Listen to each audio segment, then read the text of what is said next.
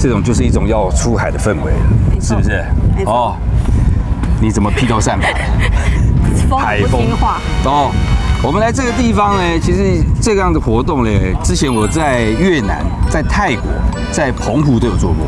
那这次是在台湾，在这边是什么地方？基隆。基隆哪边？八斗子。八斗子，我们要做什么？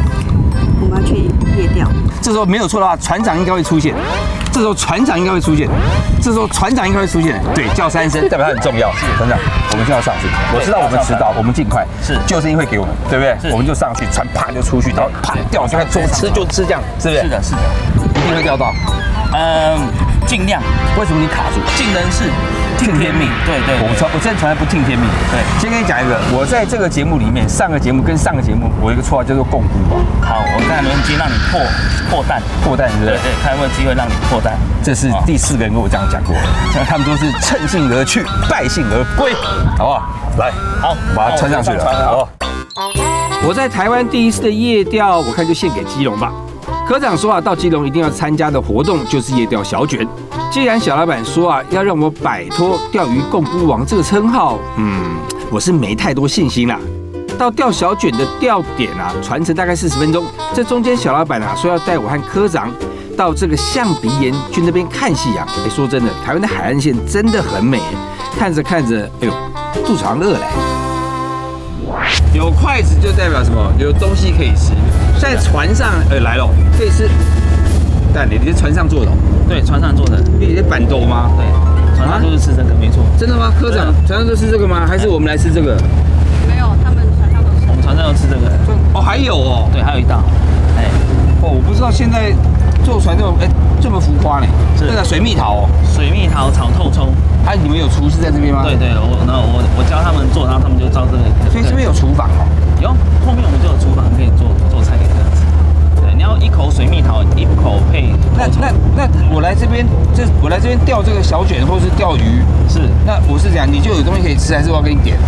我们不管你有没有钓到，我们都有得吃。那有得吃就好了，就不用特别再钓啦。待会吃完就可以回去啦。我们钓起来可以现钓现煮，比较新鲜的。这是算烧烤，算时蔬小卷烧烤。哦。小卷配时蔬这样子。黑胡椒酱哦。他们这个好吃呢，这不错啊。但船上有烧烤吗？有，我们还有烧烤炉哦。哇，那比较。科长，你试试看这个。你吃辣吗？吃啊。加一点点。这个就吃下去的感觉就是像开工酒一样，吃了你就有力气可以钓，好不好？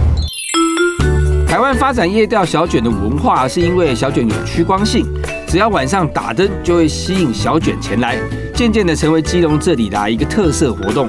吃了小老板的渔夫料理啊，有了力气后啊，是该上工了。终于到了我第一次在台湾本岛夜钓的第一竿，小老板究竟可不可以让我摆脱共估王的称号呢？好，现在开始准备要来钓了。你现在看到这个钓竿不是这个时候用的，因为这个地方是一个荧光棒，折的都是晚上用的。我们现在用的是这个。这是假的鱼哦。这个假的跟真的混在一起，假的饵跟真的混在一起，这叫鱼皮钩。鱼皮钩，也叫串钩，它有6连钩，有没有看到？6连钩哦。对，哇，那真的很厉害哦。这个天还没暗，我们可以钓沉底部的鱼。你现在钓的这个是真的饵？对，这个是小卷肉，我们会勾小卷肉。好，这样勾好了。对，这样勾好了 ，OK。好，先把它悠悠的往外面放。对，然后教你怎么钓，等下慢慢放下去，小心。好 ，OK。好 ，OK， 放下来，好 ，OK。然后呢，那个左手拿杆子，嘎戳夹住，这样钓是最轻松的方式。不要这样拿，很容易掉下去。好 ，OK， 不过，然后因为白天有鱼在底部，所以我们这个天还没暗下来，白天的鱼在底部，都在底部，然后所以我们就把这个杆子放到最底部。对，这边有个按钮，直接按下去。对，它就开始往下掉，就往下飘。然后下到很简单，这个钓底线很简单，下到不能再下为止。下到突然停了，很深，下到不能再下为止就可以了，它就停了。对，突然速度变慢了，就已经撞到地了。白天的鱼底部的话，可能会有波鱼、盘子鱼，就是比目鱼，还有或者是比目鱼，或者是可能会有一些底栖鱼的鱼种，对，高不收什么的也有可能哦。反正我们就先把它放到底部去哈。还没好哦，还没好，那很深呢。然后看有没有重鱼，我们直接看竿头的地方哦。如果竿头啊跟着海浪在飘，那是还不算在重鱼。如果真正的重鱼啊，竿头会快速抖动。左右还是上下？上下会快速小抖动。如果现在都没有，那我们就是等待。但是我之前有听人家讲说，就没事，你这样闲的，就不用理它。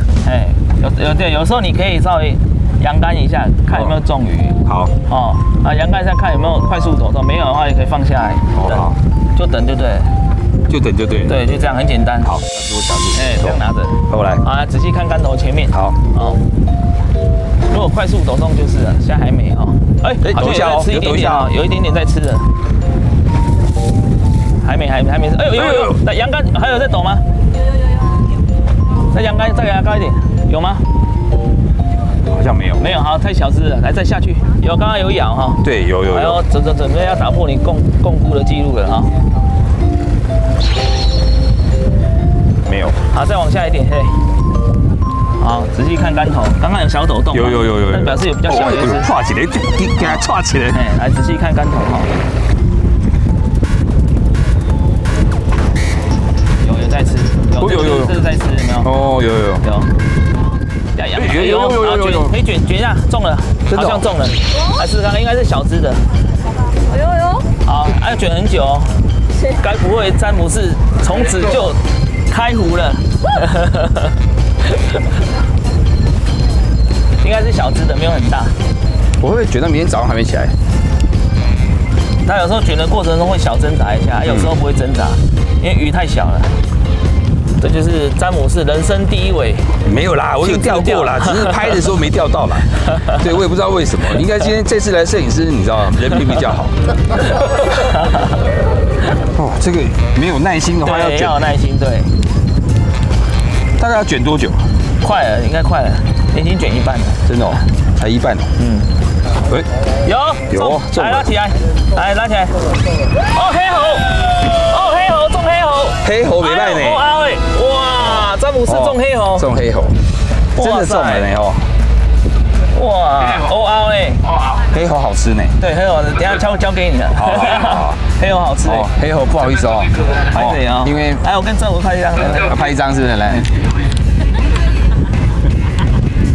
我根本就是旅行团队。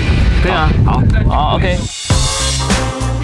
我说小老板，我摆脱共王的称号，你好像比我还开心哦。夜钓啊，就是这么好玩，每次下竿啊都会期待钓到哪种鱼，但我终于摆脱了共孤王，终于钓到鱼啊，就是有一种爽快感。只是一只黑猴好像不够吃哦。不好意思，钓到黑猴，我很爱吃。拍谁黑猴真好吃，给就几尾啊哦。原来，也没有那么难呢哈。对，但是以前我每次都共估对，我终于破除你的拍摄共估的记录了哈。看，好，有中，来卷起来，黑猴再一只，太好了，黑猴，我们吃黑猴啦。你要确定是不是黑猴啊？不要先预告嘛。你刚才有扬竿起来，有抖嘛？有，那就确定中了哈。OK。哪里有中鱼？但我该不会钓到一只黑猴就停止了吧？我说钓鱼就是这样子哦。钓中第一只鱼后啊，等很久都没有第二只的时候了，先前的快感就会慢慢不见。而且哦，接下来以为中鱼，卷起来却没有，搞得我现在啊手超酸。今天该不会整团9个人就吃一只黑猴吧？还是我们钓点别的啊？哎呦，中鱼了，厉害！恭喜！后面都中白带鱼。我们钓贵一点，我们中黑猴。哇，厉害！白带比较好钓哈。为什么它白带有一个夹子夹？这样比较好夹。哦，这样结鱼比较好解。你们好像也有中哦。后面也中了。后面游客也中了。哦，白带鱼。白带。你不是说白带鱼是晚上？对，现在夜间啊。夜间我们也用那个折的那个荧光棒。为什么这个钓得到？这个底下有夜光珠。哦。大摇。我们就没有。让我示范白带鱼哦。我一直没有钓到鱼。小老板呢，怕大家等一下不够吃，决定钓白带鱼给大家加菜。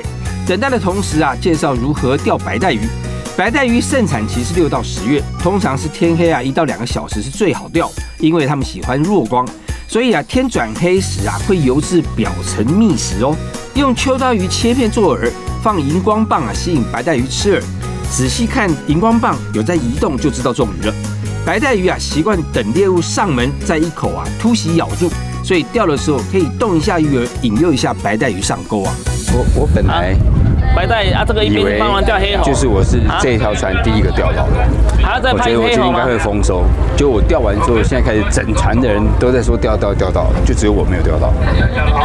来再试黑猴，再钓个2只好了，好不好？这只来了个2只黑猴了，好不好？等下这个帮忙钓，阿轩帮忙钓一下黑猴，贵的要多钓几只啊！有，哎，黑猴耶，来拉进来！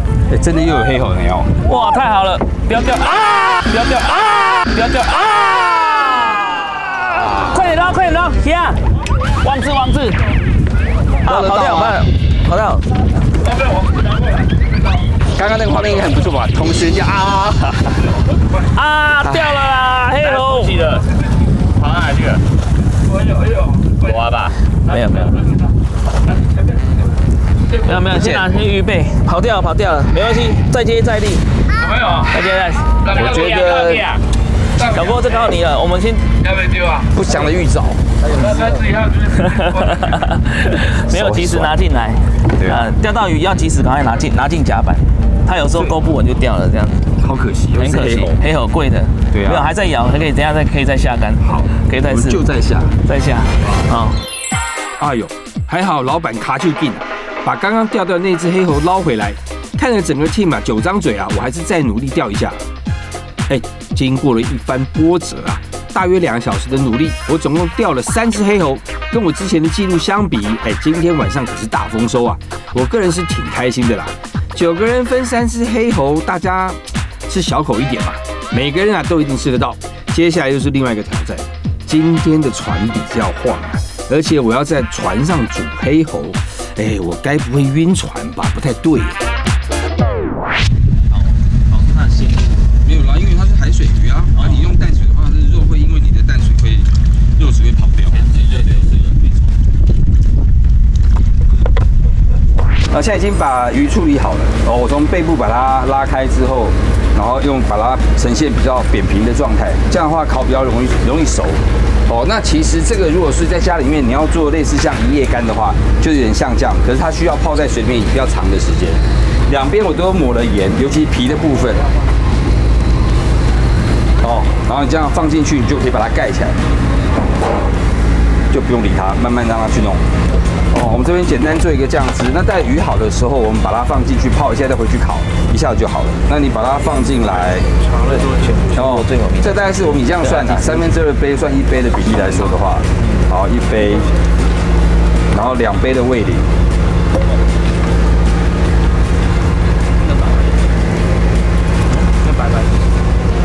不是好，2杯的味淋进来，然后酱油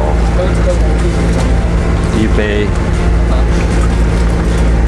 ，2杯，酱油不够，太好了，补一个柴鱼酱油来，对，3杯，再补1杯的柴鱼，差不多啦，就这样。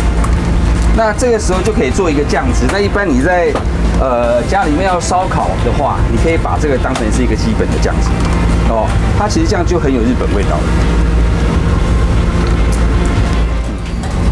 你看，这样子切开来，它的烤的速度会比较快因为它变得比较薄，所以你可以旁边这个地方已经有点熟了但是不要急，你在烤鱼的时候不要急，因为一旦烤太急的话，你拿起来就碎掉了200度上去了，它颜色又不一样。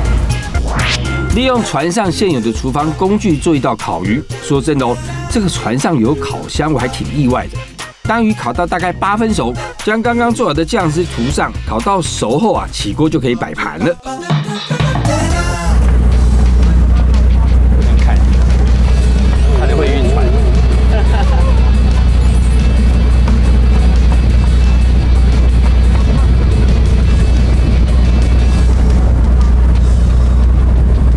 好，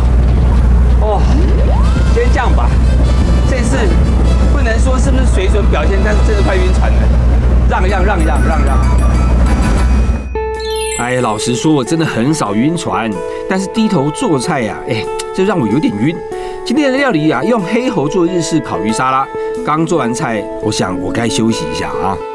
这个本来应该是热热的嘛，酱汁淋上去，然后热热凉凉的，现在已经变冷态了，好不好？但是应该还是很好吃的。黑猴的肉质真的不错哦，细腻，很细腻。能够吃到黑猴，真的是很开心的一件事情。常常会钓到黑猴吗？有季节性的，季节性。刚好最近黑猴蛮多的，真的。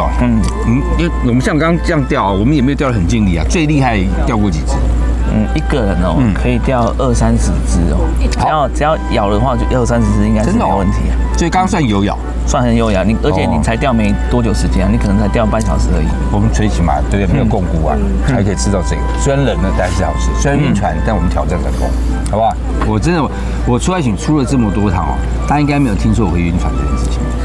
我真的是这次有点太丢脸了，所以我决定第一次吧。我决定，好不好？找时间我们再来挑战一次。好，我等你。